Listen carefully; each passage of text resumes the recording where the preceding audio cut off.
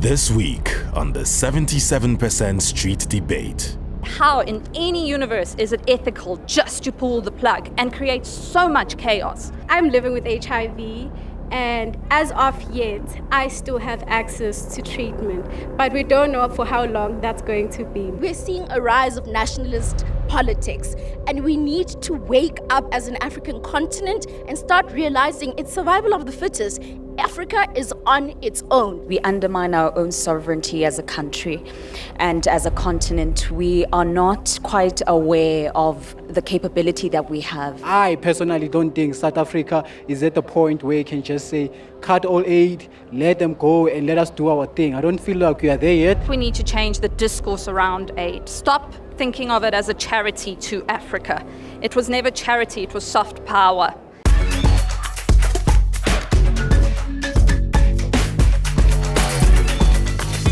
Is Africa really so desperate that for years it has continued to outsource its most important services, including health, education, and even security? Well, this is the tough reality that African leaders are having to confront after America, the biggest aid donor by far, decided to cut back on development aid.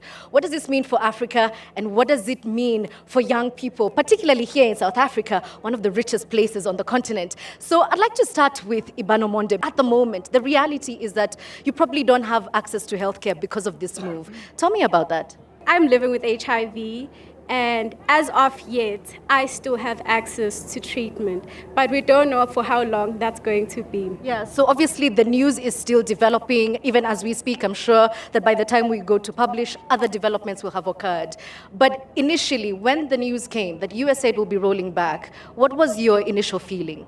I was shocked because I never thought we would have to be at a place again where we wonder about HIV funding programs. We've seen the history of it and how it turned out. We have that evidence of how it looked back then, and it was messy. So to hear about the history of it from my grandparents telling me that when I was much younger, they used to say to me, take your treatment, because back then it was so scarce to get treatment, and now you're privileged because you get to have treatment. So those words echoed in my mind the morning I saw the news and the articles. It was all over the internet, and it was just echoing in my head because I don't know what's going on, and it's making me nervous. So let me ask Fanyana here, because you're also working in the health space. How have people been affected? Well, coming from the research perspective, a lot of trials, especially in VSRHI, have been started by being halted because before their funds were stopped completely, there was a waiver. So right now, since the funding has stopped, some of the PIs and researchers have actually informed participants about the recent funding cuts. And I can tell you that participants are wondering, some are confused, because when you are part of a clinical trial, you're also going to receive your HIV medication. So right now, it's a lot of chaos, it's a lot of mess, and reassuring participants that this is just not the research site's fault. I want to speak to Odwa, who's just behind you here, because we've seen access to healthcare being denied. On this side, research being stalled, and for you, something very personal, losing your job. I actually worked at the transgender clinic, which were providing services to transgender people and LGBTQI+ people, which was funded by USAID. And also working within the program, then I was also one of the patients that were taking medication within the project as well. So it's like double trouble for me. And for trans people, with the stigma that we get within government facilities, and it's going to be very hard. People are going to default, and nobody is going to be taking medication. And we are sexual active guys, and nobody is going to go and disclose, I'm positive. And hence, when they were taking their medication, they were virally suppressed so that they couldn't pass it through. Okay. So it's very difficult. Yeah, and so you've touched on something that Ibano Monde, we spoke about prior to this debate, which is that you're fearful that the stigma around HIV will resurface in the country. The stigma around HIV has always been.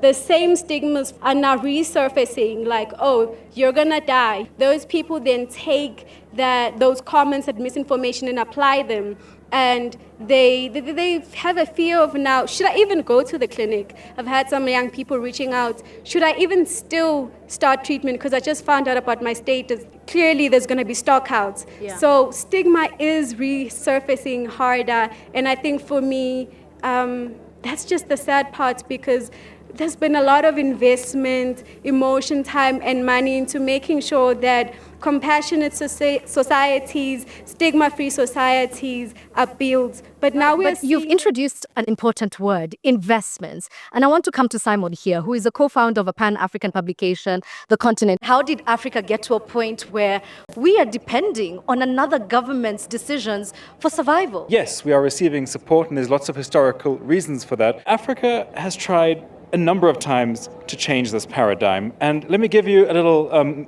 historical allegory. In the 19th century, China used to buy a lot of opium from the British Empire. And they thought this was a really bad idea for their society, so they banned opium. You know what happened next? The British sent warships up the Yangtze River and bombed China until they agreed to start selling opium again. Now, something similar has been happening with the global aid and development system. In 2015, African leaders said, we do not want the aid system. Please scrap aid entirely. It's not working for our countries. In return, what you guys can do is fix the tax loopholes that are allowing for illicit financial flows from this continent, which is money leaving Africa. 3 or 4 times the value leaves Africa, then comes in aid. Africa wanted to stop aid, but also stop tax loopholes. You know what happened next? The United States and the United Kingdom, which at the time was representing the European Union, wouldn't even allow that question onto the agenda. Right. They did not want to have that discussion because the aid system worked for them. Realpolitik, as we call it in the field. But coming back to, the pushback that you said, that African governments actually don't need this aid. A lot of the money actually goes to American companies and middlemen that are charged with implementing some of these decisions. So very, very little of it actually ends up in Africa. I don't think anyone wanted this system. Everyone wanted to change it, but not like this. There was a responsible way to do it. This is not the responsible way. Let me ask Karabo, who's a development expert, is it not possible to have both, get access to life-saving treatment or in any other sector and still sustain development within the local populations? Okay, so I have an entirely different narrative in this conversation. Let me start off by acknowledging that, the losses that obviously we've incurred as a result of the withdrawal are unfortunate. However, I believe it's necessary. I think it's a necessary moment and a necessary time. The long-term nice game was just not going to work out. It's important for African countries to start doubling down on self-sufficiency, on regional cooperation and economic independence. And perhaps maybe I'm a radicalist. I do think that in the bigger scheme of things, it means we're going to have to experience short-term losses for long-term gains. In this case, short-term losses could be lives. Absolutely, and it's unfortunate that we have to get to this point whereby the losses are absolutely lives, and that's not what we want. But the enemy here is our own governments. What are they doing to respond to this fiscus gap that has been created? There's a power that we have on this continent, and our leaders are not assertive enough. Let me ask Nyakalo, who is a youth representative from the EFF. Majority African governments have had an average of 60 years to get their act right. Why is it that we're here having this conversation in 2025? We're having this conversation, Edith, because we undermine our own sovereignty as a country and as a continent. We are not quite aware of the capability that we have, and our economic activity is then dependent on donor countries. We have people that are walking on eggshells in governance that want to maintain good relationships where they really need to be addressing the needs of the country, and this is coming at the compromise of lives, at the compromise of young people, at the compromise of those who are in need the most. To speak truth to power is actually the medicine that we need as a country right now. Let me ask you, Banomonde, how do you feel about this? Because it's easy to conceptualize these ideas and make it sound really nice and intellectual, but the reality is you still need access to medication. I think my take really is that healthcare is a global responsibility. We're even at a point where the HIV statistics have kind of decreased from what it used to be. And it didn't just happen miraculously. Countries came together and they said, let us collaborate in making sure that this HIV epidemic is fought. There's also a threat to accessing this life-saving treatment. So the fact that there are some people out there who are in the coming days or weeks or years, who knows, who will be lacking access to life-saving treatment, that is a violation of their human rights. But also, it's a very nice conversation if you're not a young person living with HIV. It's a very nice conversation when you're not living with HIV. I'm happy to have this conversation when you're in the shoes of someone who is in shock and in fear of what's going to happen with their lives. It's nice because you're not sensitized to it. So you're speaking from a point of detachment, not empathy. But the thing is, health is a global responsibility in any case. Okay, let me, Karabo. Yeah, I mean, I 100% agree. Health is a global responsibility. The geopolitics are changing. We're no longer in a world whereby it's let's work together, it's kumbaya. America first, Netherlands first, UK first. We're seeing a rise of nationalist politics. And we need to wake up as an African continent and start realizing it's survival of the fittest. Africa is on its own. We will continue being the extractive place where they'll extract a lot of our resources. We'll continue being, you can only have aid if you give us something. You only get our money if you give us something. So that's a wake-up call. Nothing is the world or, universal anymore. We are now looking at how can we come as the African continent, push regional cooperation, push economic development, and push self-sufficiency, because the geopolitics don't even allow us to look at health as a universal right. I really love the passion. And actually, somebody who might have an answer for you is Minya, who is part of an African Potential Group. Tell us a little bit about what you do, because it's sort of answering this question. Why aren't Africans coming together? I mean, Edith, that's a very challenging question. I love what you're saying. You say Africa first, Africa needs to come together, but you started with America said they first, that's a country. UK said they first, that's a country. Denmark said they first, that's a country. Africa is a continent, and we have a lot of diversity, we have a lot of resources, and we have the youngest population. A population that's literally going to hold the global power in its hand. Now, how do we strategize and how do we come together to actually find a solution going forward? We need to have a response from governments, and we are lacking it. How in any universe is it ethical just to pull the plug and create so much chaos in a health system that is universal? Because we are all connected, we are all systems based. We all touch each other's lives in some way. And the fact that the administration thinks that they're not going to be impacted by this it's very short-sighted. We need to implement real programs that are measurable, that we can actually hold people accountable for. And that's hard. Yeah. It's not an easy journey. Okay, creating systems, but those systems are built by people. And one of those people could be Pat. He's very famous here for being an entrepreneur. So where do you think the responsibility with the private sector falls in this debate? There's no way we can build a sustainable future through aid.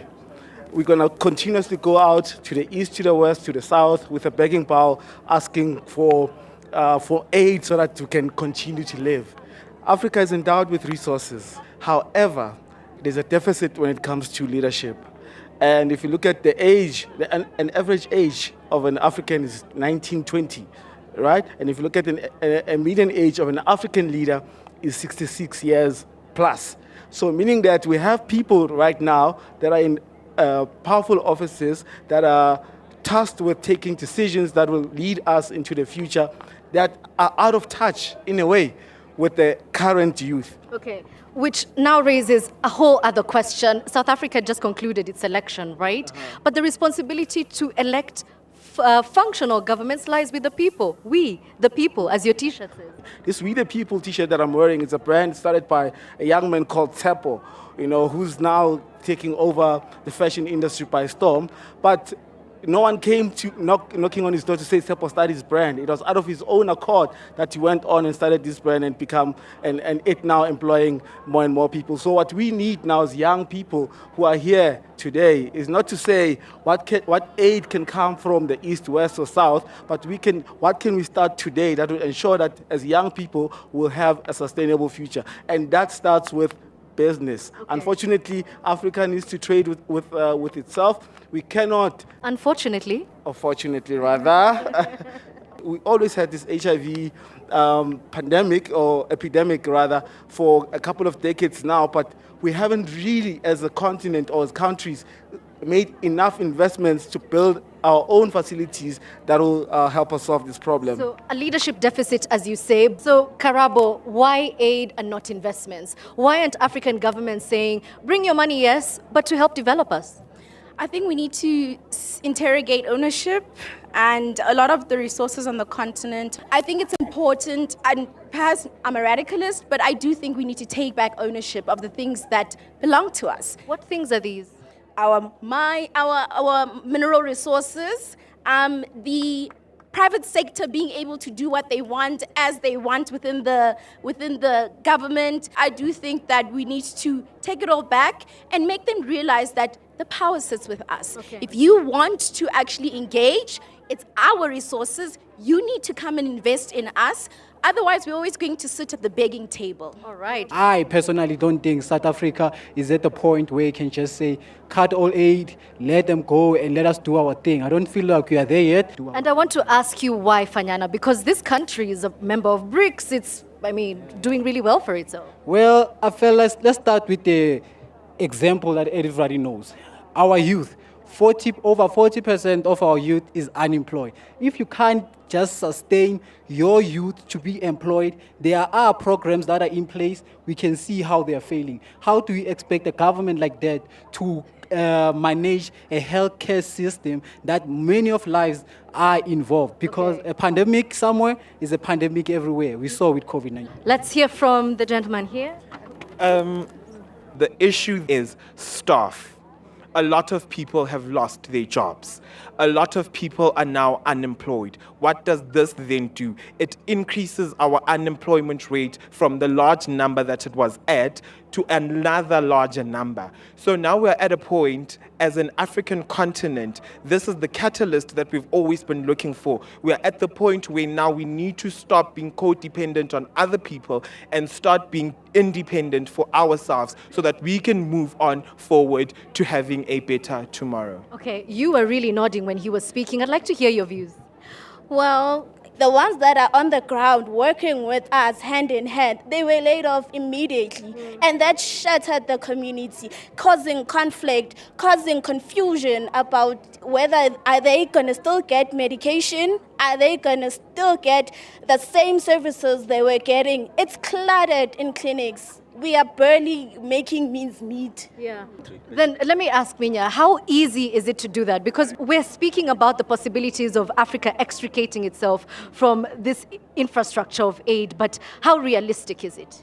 I think it is realistic, but look, if everything was easy, it would have been done long ago. I want to take us somewhere. I think we look at aid, and the first thing I want to say is I think we need to change the discourse around aid. Stop thinking of it as a charity to Africa. It was never charity, it was soft power. It was diplomacy, okay? And we need to stop receiving it as charity.